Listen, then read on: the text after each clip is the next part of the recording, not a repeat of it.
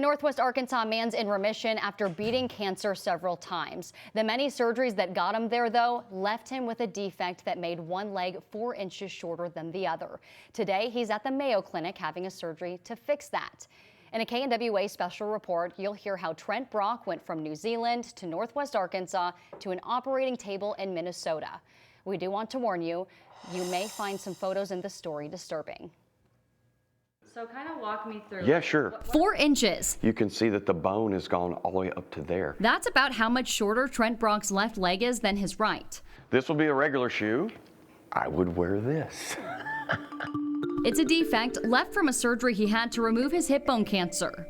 Doctors wanted to remove his leg. Instead, they took out all of my gluteus maximus and my medius, and all I have is that little bit of butt muscle on my left side. He was living in New Zealand at the time, where he owns a kettle corn company. Lightly salted, slightly sweet, incredibly delicious. His experience with cancer and the complications that came with it have been anything but sweet. You can imagine, I'm totally overwhelmed.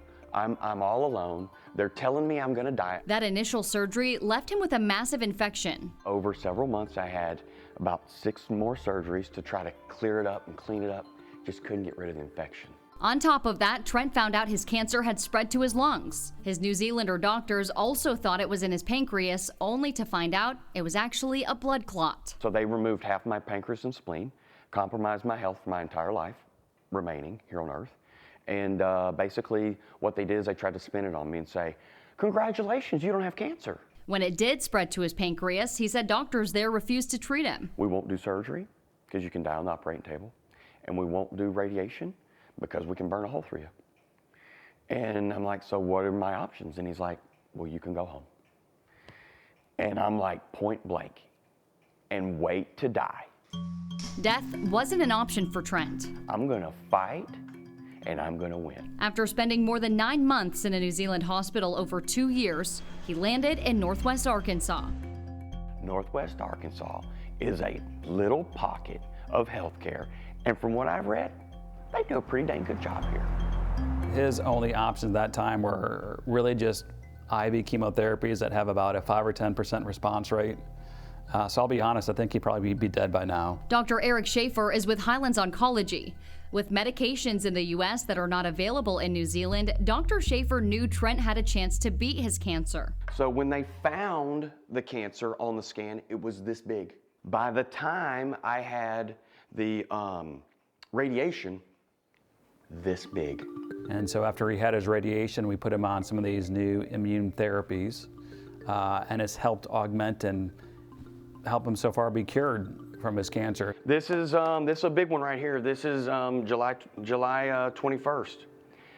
This is officially the day that I finished radiation and, dude, whipped that cancer, man. 2 years in remission, he's still living with the side effects from his first cancer surgeries. He has about a 1 or 2 inch difference in the length of his hips right now. His left leg continues to inch higher up into his pelvis. Because I have been on crutches 4.5 years now, and I'm tired of that. Doctors at the Mayo Clinic in Rochester, Minnesota have been working on a solution. This is the prototype of the implant that they're going to do. So you can see we're putting in the largest, most customized titanium hip implant ever done to date. This is where screws are going to be coming in the front of my pelvis, okay? And that's going to give me most of my length back. A first of its kind surgery. If I'm the guinea pig, no big deal. You know what? Because I know some of the pain, it's not going to be perfect. We're going to learn some things through this, but for the next guy, it's going to be better. To get Trent a step closer to putting both feet on the ground. To get Trent's legs back to the same length, he's got to have several surgeries. Back in February, he had a temporary plastic hip implanted. Today is when his permanent hip implant is going in, and then his final one will be a leg lengthening procedure sometime in the future, so his legs should officially be the same length after that. We did reach out to the doctor performing the surgeries at the Mayo Clinic. He declined to participate in our story, but he did tell Trent he's waiting to make sure everything goes well before he comments on it.